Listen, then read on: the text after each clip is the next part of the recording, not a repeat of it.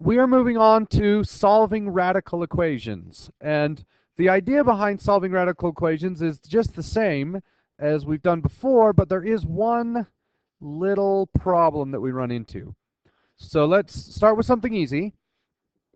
The square root of x minus 4 equals 3. In order to really understand this, we have to know what a square root is. What is a square root? It's the opposite of a squared. Good. So if I had the number 4 squared, 4 to the second means 4 times itself, which is 16. If I wanted to go backwards, I would say 4 is equal to the square root of 16. Right? Okay. So what this is telling us is I can undo a squared by taking a square root. And if I do that, I get this equation there. Square root both sides. The square root cancels the square, and I get 4 is equal to the square root of 16. That's not what we're going to do today. We are going to go from this step to that step. So how do you undo a square root? You raise it to the second, you square it. And then I get 4 squared is equal to the square root and the squared cancel, so it's just 16. Okay? All right, let's look at our equation. We look at x. What is the first thing that happens to x? Subtract 4, so that's step 1.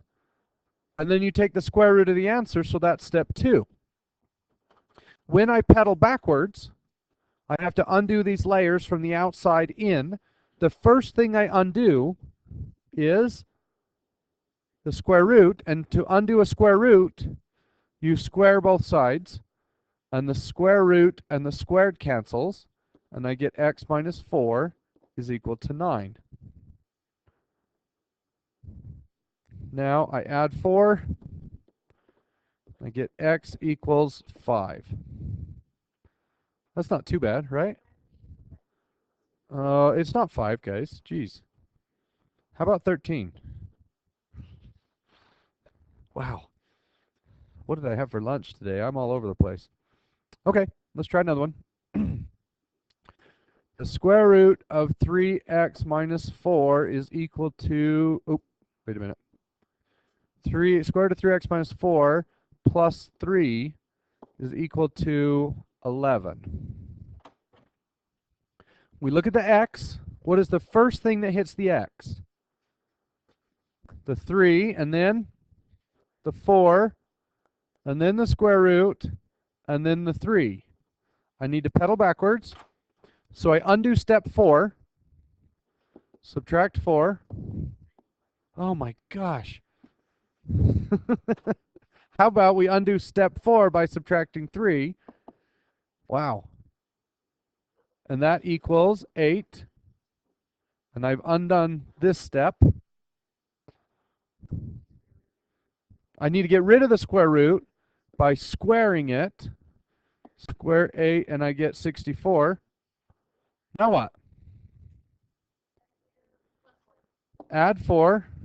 Glad you said that. I almost subtracted 4. And I get 68. And I divide by 3. And I get x equals 68 over 3. Does that simplify? 8? No, it doesn't. Okay, does that make sense? All right, but there's one thing we've overlooked. Okay, and I'm going to do 2 different problems.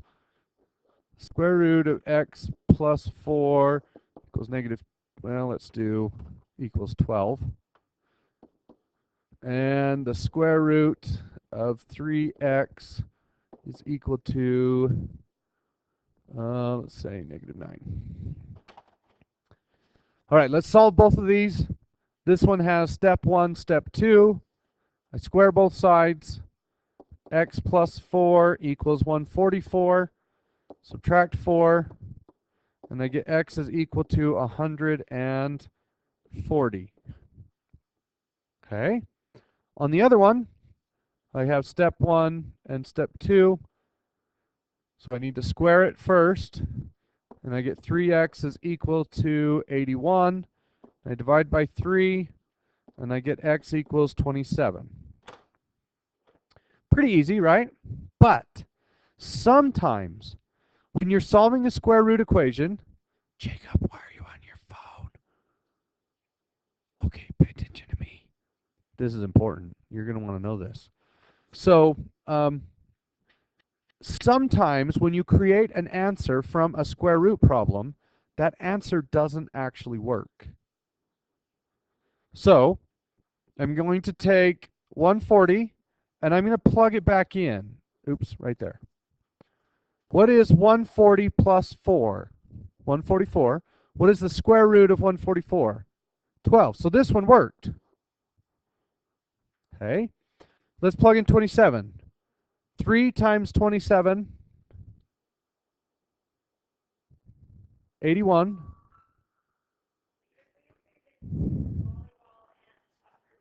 Okay. What is the square root of 81? 9.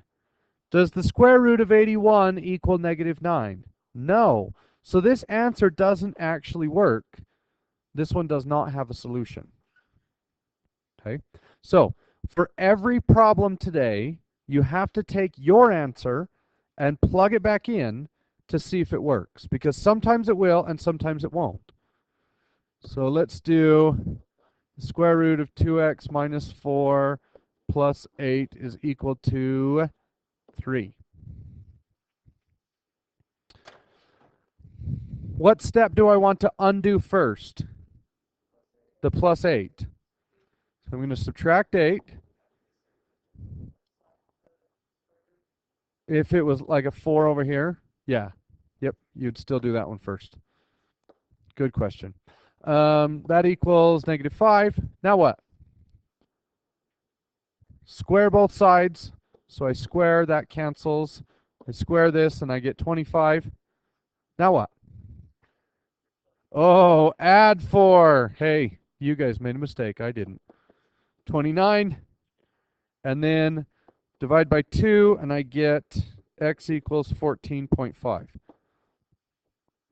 Let's plug that in and see if it works. So I'm going to stick that back there. What is 2 times 14.5? 29.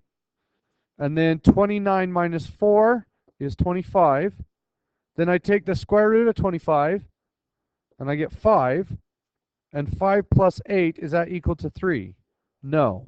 So this answer does not work. Yeah, so this one has no solution. Okay. What about this?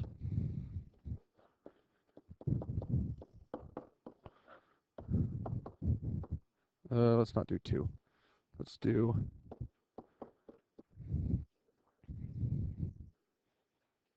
that's true, but not yet.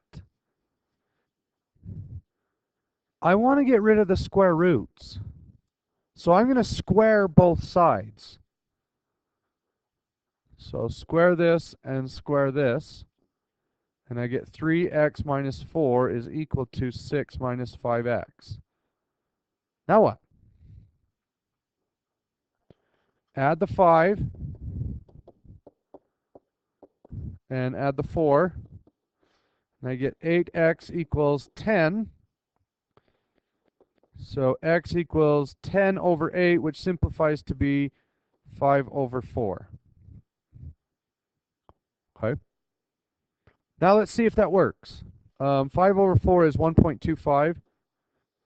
So I'm going to use my calculator on this. 3 times 1.25 minus 4 gives me the square root of negative 1/4. And over here, 6 minus 5 times 1.25 is also the square root of negative 1/4. Are those equal? Yes. So this answer is valid. All right. Let me look and see if there's anything else you need.